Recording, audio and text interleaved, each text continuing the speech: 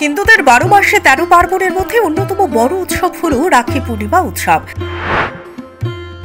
শ্রাবণ মাসের পূর্ণিমার দিনে রাখি বন্ধন উৎসব উদযাপিত হয়।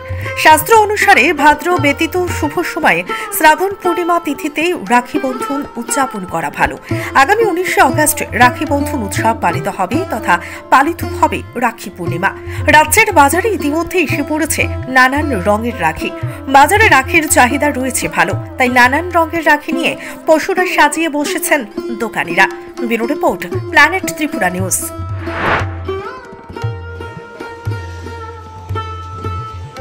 বিভিন্ন রকমের রাখি আছে, কালার, ফুলের, গোলাপ, সব কিছু, সব জাত, বিভিন্ন জাত রাখির চাহিদা কি কিরকম আছে? মোটামুটি ভালোই, খারাপ না।